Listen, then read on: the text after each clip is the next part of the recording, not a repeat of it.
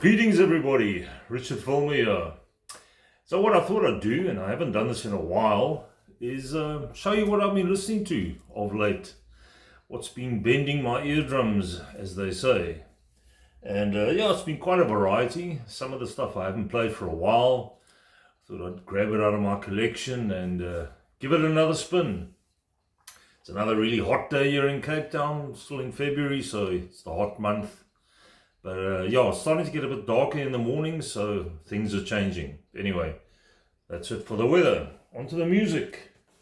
So the first thing I'm going to show you is an album that produced by Ted Templeman. I'm actually busy with a book at the moment about Ted Templeman and all the platinum albums that he's produced. Very interesting book. And one of the albums that he produced was this one, The Captain and Me by the Doobie Brothers. Now, they had made another album with him before this called Toulouse Street, and that was pretty big. That had quite a few hits. This one was even bigger. This was a really great album. You know, these acts were such amazing songwriters. Pat Simmons, the guitarist, whatever, finger-picking style, and Tom Johnson. Those are the two main guys. Tom Johnson was more of the riff-based kind of guy. And they just worked so well together. Just give you an idea of some of the tracks on here. Geez, if I can read this. Long Train Running, I mean, that's a big hit. China Grove, Dark-Eyed Cajun Woman, Without You, South City Midnight Lady, beautiful track. Evil Woman, and the title track, The Captain and Me. Produced by Ted Templeman and engineered by Don Landy. And Don Landy and Ted Templeman was sort of like a double act. They would do a lot of albums, including the Van Halen stuff, together. And they worked very well as a team. So that's the back. And there's quite a cool cover inside of the guys sitting around a table. There's Tom Johnson and where's Pat Simmons? There's Pat Simmons at the back there. So who else was in the band?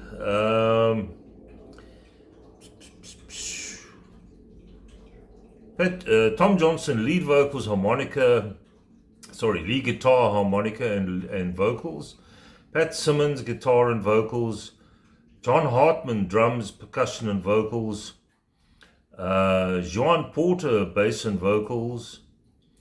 And Michael Hossack, drums, congas and timbales. So they had two drummers. One of those bands that used two drummers. I think Little Feat was another one, also produced by Ted Templeman. So that's the first one I was listening to. Just a great slice of southern rock, bit of hard rock. They didn't get overly heavy, the Doobie Brothers. Great vocal harmonies, as I said, excellent songwriters. And yeah, just a really cool album with some great songs that stick in your head. A lot of melody to their songs. And they would do big things with this album, The Captain and Me. So that's the first one. I must say, that cover kind of reminds me of our unfinished road here in Cape Town. Very similar. The road that'll never be finished. Next up, greatest hits. And you know, I don't often play greatest hits. I prefer to play the individual albums, but this has got such a cool selection. And it's the best of the Doors, with old Jim Morrison looking decidedly sexy there in an early photograph. Towards the end, he didn't look as good as that. And there's another shot of the band. There's Ray Manzarek. Was it Ray Manzarek? God, I always get him mixed up with that guy from Roxy Music. It's Ray Manzarek, isn't it? Ray Manzarek, yes. I knew I'd get there eventually.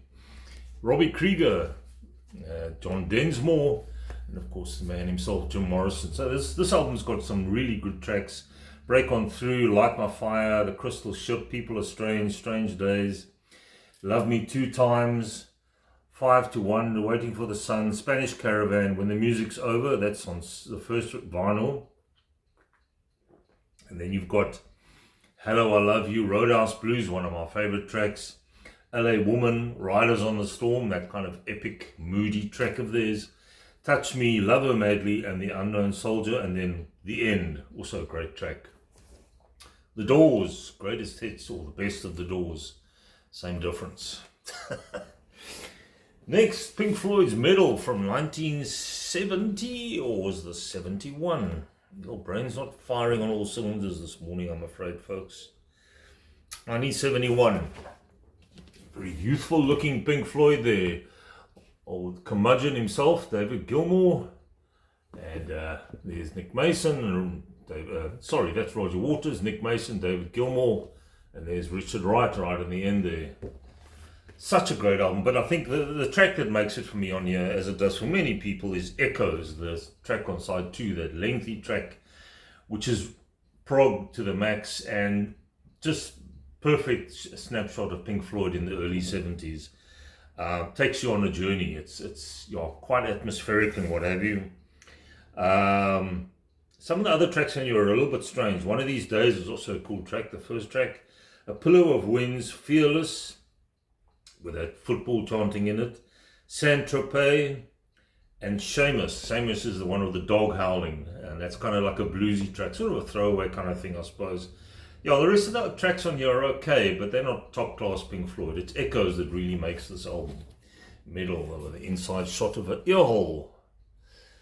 Here we go. So that's another one I've been listening to, getting into some old Floyd. And I can never have enough of Floyd, really, I think. Now this next one is, you either love the guy or you don't. Very strange album this. It takes a while to get into, as does a lot of his stuff. Talking about Frank Zappa, the man over there with Don Van Fleet, otherwise known as Captain Beefheart. And they did this live album called Bongo Fury. The musicianship, of course, as per usual, is great on here. Frank Zappa, lead guitar vocals, Captain Beefheart, harp vocals and shopping bags. George Duke, that great keyboardist who was with Zappa for quite a while, he's there on keyboards and vocals. Napoleon Murphy Brock, sax and vocals, such an underrated guy from the early Zappa outfits. Bruce Fowler on trombone, fantastic dancing, and his brother Tom Fowler on bass, also dancing. I just love the humor here. Denny Wally on slide guitar and vocals, and then Terry Bozzio on drums and moisture. It says, I don't know what that means. Probably sweating. I think this is one of the early albums to feature Terry Bozzio. He would have gone to do quite a few with Frank. And then Chester Thompson on drums, the other drummer. And he appears on 200 Years Old and Cucamonga. So what are the tracks on here? This is live in concert at the Armadillo World Headquarters, Austin, Texas, May the 20th and 21st, 1975. So this album's also 50 years old. Deborah Cadabra features lead vocals from Captain Beefheart. Also very weird, strange stuff. Like I mentioned, it takes a while to get into. It's not for everybody. It's kind of niche. Carolina Hardcore Ecstasy. Sam with a showing sculpt flat top. Just love these titles.